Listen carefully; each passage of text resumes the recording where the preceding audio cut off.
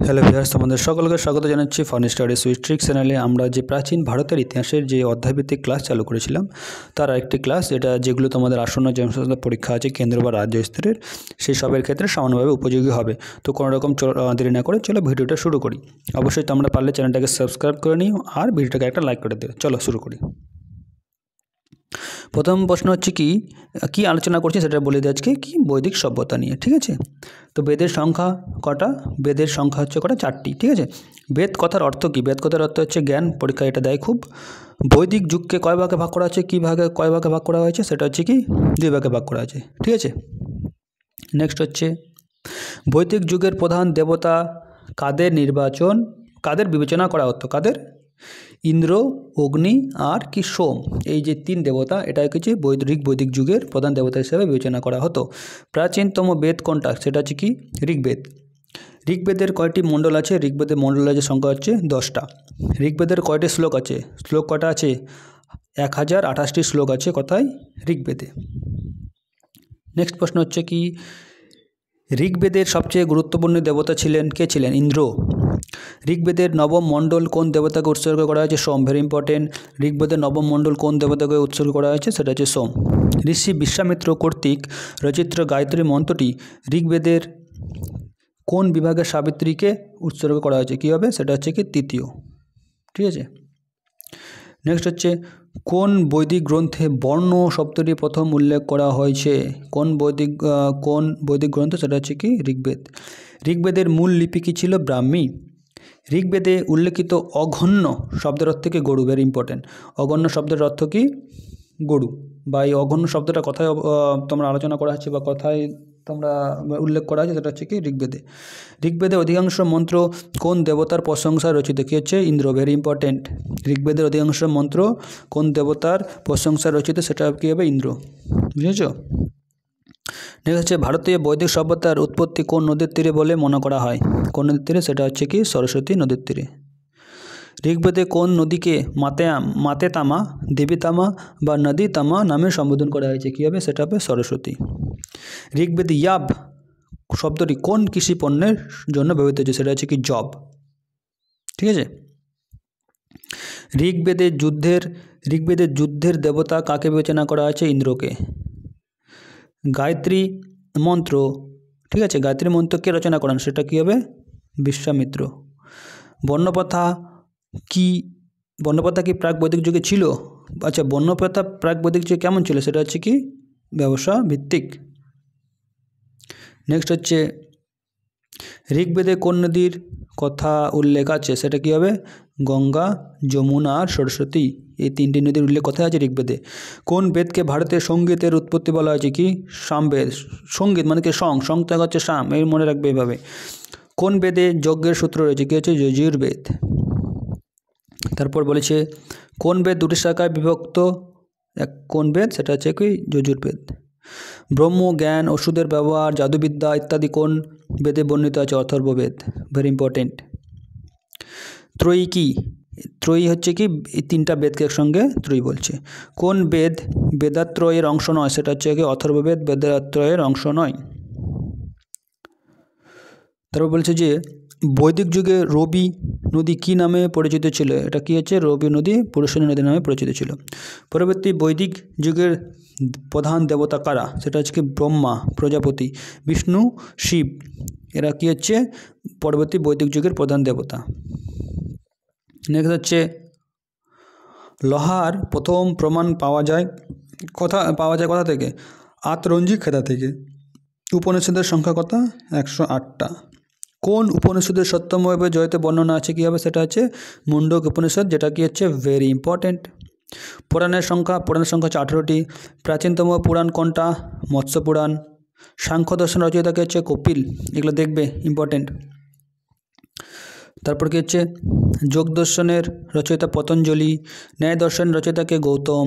পূর্ব মীমাংসা দর্শনের রচয়িতাকে জৈমিনী। উত্তর মীমাংসা রচয়িতাকে বাদরায়ণ। দেখো, পূর্ব মীমাংসা রচনা করেছিলেন কি জৈমিনী, আর উত্তর মীমাংসা হচ্ছে কি বাদরায়ণ, মনে থাকবে। নেক্সট হচ্ছে বেদাঙ্গের, আচ্ছা ভালো করে প্রশ্নটা কর, বেদাঙ্গের সংখ্যা কটা? 6টা। ম্যাক্স মুলার আর্যদের আদি বাসস্থান কোথায় বিবেচনা করেছিলেন? মধ্য এশিয়া, সেন্ট্রাল এশিয়া। বৈদিক যুগে কোন নদীকে সবচেয়ে পবিত্র নদী হিসাবে বিবেচনা করা ছিল? বৈদিক যুগে সবচেয়ে পবিত্র নদী ছিল কি? সরস্বতী। অনেকে গঙ্গা লাগিয়ে দিবে, তাহলে নাম্বারটাও সুন্দর করে কেটে যাবে। বৈদিক আর্যদের প্রধান খাদ্য কী ছিল? বৈদিক আর্যদের প্রধান খাদ্য ছিল দুগ্ধ এবং দুগ্ধজাত খাবার, আচ্ছা দুধ এবং তা থেকে যে সব পণ্য বস্তু তৈরি হয় সেগুলো। বেদে কোন নদীকে সদা নীরা বলা হয়েছে? নীরা মানে সদা নীরা মানে সবসময় বইছে বা সবসময় জল থাকে, সেটা হচ্ছে কি? গণ্ডক। নেক্সট কি হচ্ছে? ব্রহ্মচর্য। কী হচ্ছে? ব্রহ্মচর্য, গৃহস্থ, বানপ্রস্থ, সন্ন্যাস, এই 4টি আশ্রমের বর্ণনা কোন উপনিষদে প্রথম দেখা যায়? সেটা হচ্ছে কি? জাবাল উপনিষদ। প্রাচীনকালে ঘাগরা বা ঘাগ্গর নদী নদী কি নামে পরিচিত ছিল? দিশোদন্তী, ভেরি ইম্পর্টেন্ট। ঘাগ্গর নদী কি নামে পরিচিত ছিল? দিশোদন্তী। বৈদিক সাহিত্যে ব্রীহি কথার অর্থ কি? ধান। একটা সমাস আছে না, বহুব্রীহি সমাস, ওই ব্রীহি কথার অর্থ হচ্ছে কি? ধান।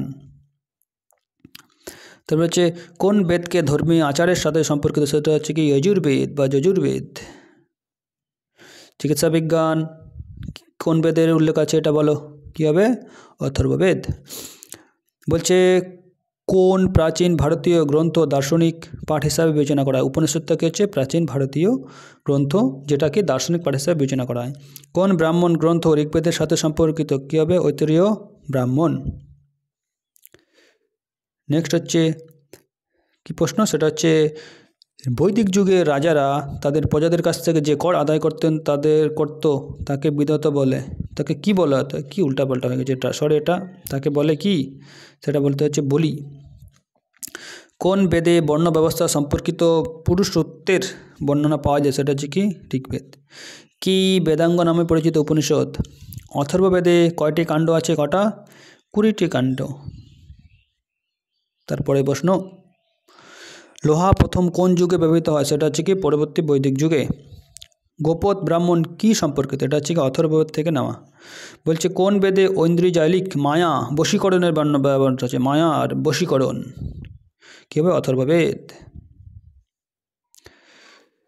তারপরে প্রশ্ন হচ্ছে ঋগ্বেদ কার সংকলন? এটা সম্পূর্ণ হচ্ছে কি? সামবেদ থেকে সংকলন করা হয়েছে। উপনিষদ গ্রন্থের উপর ভিত্তি করে কোনটা রচিত? দর্শন। কোন বৈদিক সাহিত্যে মোক্ষের আলোচনা আছে? সেটা হচ্ছে উপনিষদে। আর বেশি প্রশ্ন নেই, ঠিক আছে। বৈদিক যুগে নিকষা শরীরের কোন অঙ্গের অলঙ্কার ছিল? আচ্ছা, নিকষা এটা কোন শরীরের কোন স্থানেরটা, মানে কোন অঙ্গের একটা অলঙ্কার ছিল? সেটা হচ্ছে গলার। আদি বৈদিক সাহিত্যে সর্বাধিক উল্লেখিত নদী হচ্ছে সিন্ধু, ঠিক আছে, সর্বাধিক উল্লেখিত নদী সিন্ধু। আর্যদের আদি দেশ সম্পর্কে কে লিখেছিলেন? সেটা কে লিখেছিলেন? বাল গঙ্গাধর তিলক।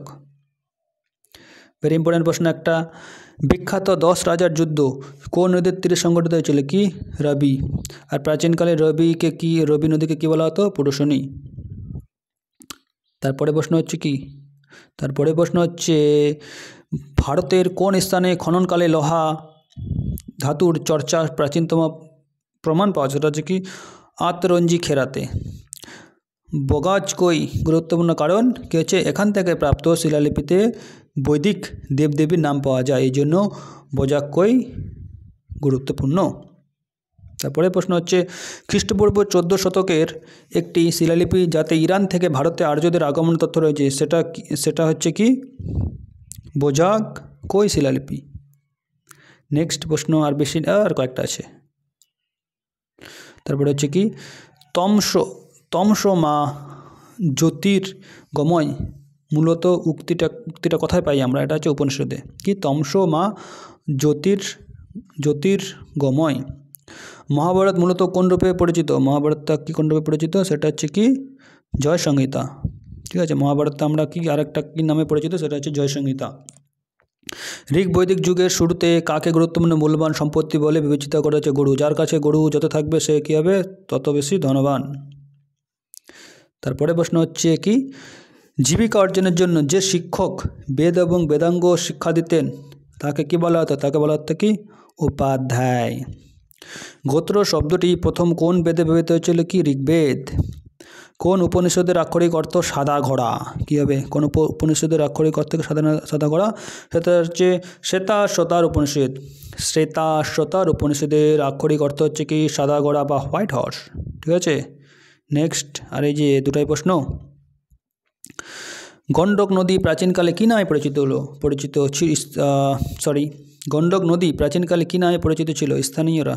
এটা একটু আমার ডাউট লাগছে, এটা দেখে চেক করে কমেন্টে জানিয়ে দেবো। ঠিক আছে, ঋগ্বেদে কোন নদীর নাম একবারও উল্লেখ নয়? ঋগ্বেদে কোন নদীর নাম উল্লেখ নেই? গঙ্গা নদীর, এটা মনে রাখবে। ঋগ্বেদে এখনকার যুগে সবচেয়ে যে তোমার উল্লেখিত নদী গঙ্গা, সেটার কোনো উল্লেখই নেই। ঠিক আছে, তো আর নেই ভিডিও। তো কেমন লাগলো ভিডিওটা অবশ্যই তোমরা জানাবে, পারলে চ্যানেলটাকে সাবস্ক্রাইব করবে, আর কি করবে, লাইক। না তোমরা চ্যানেলটাকে সাবস্ক্রাইব করবে না লাইক করবে, কিছুই করবে না, আমরা জানি। তো ভিডিওটা কেমন লাগলো অবশ্যই জানাবে, আর ভিডিও দেখার জন্য অশেষ ধন্যবাদ।